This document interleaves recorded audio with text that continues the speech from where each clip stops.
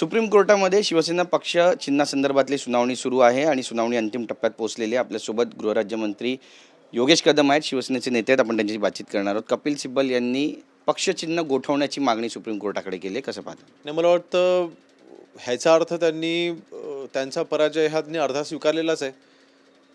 कारण जर का त्यांचं असं म्हणणं असेल की पक्षचिन्ह तुम्ही गोठवा, म्हणजे हे पक्षचिन्ह त्यांना मिळू शकत नाही हे त्यांनी स्वतःहून स्वीकारलेलं असं माझं तरी मत आहे.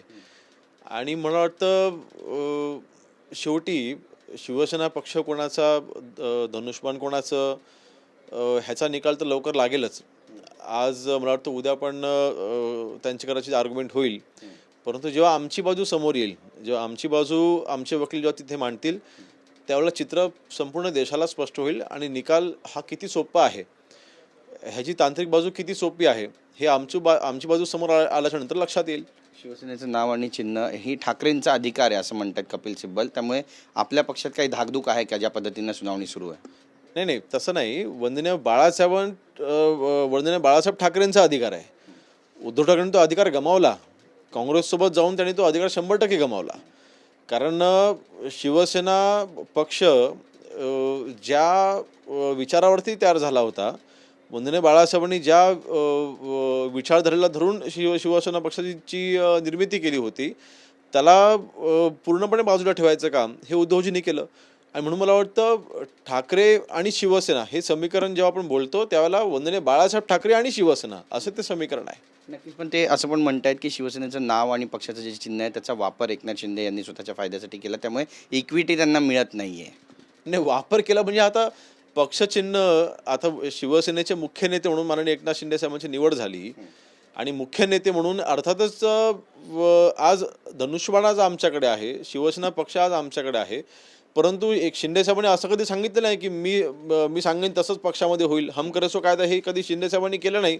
नेत्यांना विश्वासात घेणं, पदाधिकाऱ्यांना विश्वासात घेणं, लोकप्रतिनिधी आहेत त्यांना विश्वासात घेणं, कोणावरती निर्णय न लादणं, मला वाटतं ह्या पद्धतीने एकनाथ शिंदे साहेब काम करत आहेत. खऱ्या अर्थाने शिवसैनिकांची शिवसेना आणि ते शिवसैनिक आज आमच्यासोबत आहेत. देवदत्त कामत यांनी तुमच्या देखील नावाचा उल्लेख केला आणि त्यामध्ये त्यांनी असं विधान केलेलं आहे की संविधान जे आहे ते अशा पद्धतीनं वापरणं एक प्रकारची चूक आहे. नाही, तसं नाही. त्या स्टेटमेंटचा विपर्यास होतोय. ती तांत्रिक बाजू आहे. आज एव्हिडन्समध्ये आम्ही जे काही डॉक्युमेंट प्रोड्यूस केले होते त्या संदर्भातलं ते स्टेटमेंट त्यांनी फक्त वाचून दाखवलेलं आहे, ज्याच्यामध्ये आपण ते प्रोड्यूस केलेलं आहे. त्याच्यामुळे तो काही एवढा मोठा विषय नाही. परंतु मला वाटतं आज शेवटी जेव्हा निकाल लागेल, माझं म्हणणं फक्त एवढंच आहे की जेव्हा निकाल लागेल त्यावेळेस शिवसेना पक्ष हा खऱ्या अर्थाने शिवसैनिकांचा आहे आणि शिवसैनिक आज माननीय एकनाथ शिंदे साहेबांसोबत आहेत. सुनील प्रभू यांच्या व्हीपचा देखील त्या ठिकाणी दाखला दिला की ज्यावेळी व्हीप नाकारला त्याचवेळी हे सगळे अपात्र होतात. कसं पाहता याकडे?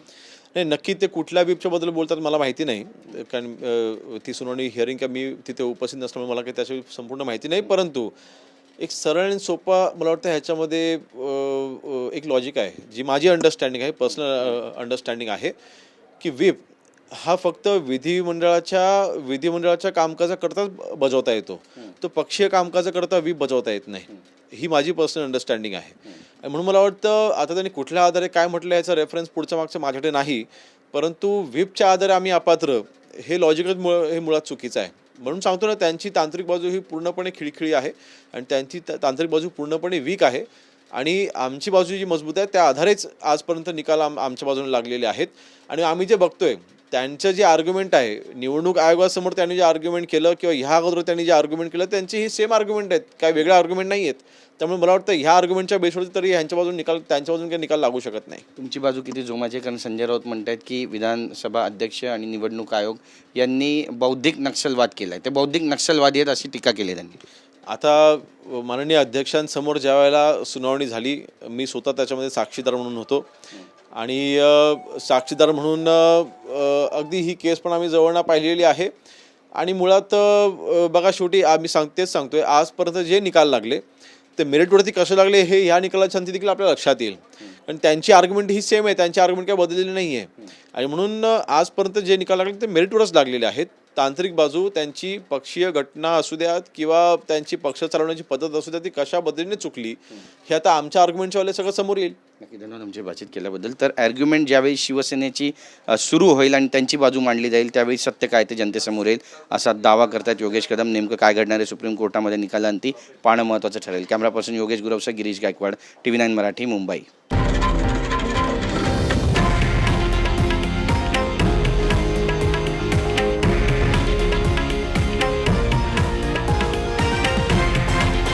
हे आहे देशातील नंबर 1 न्यूज नेटवर्क आणि आपण पाहत आहात TV9 मराठी, एकमेव.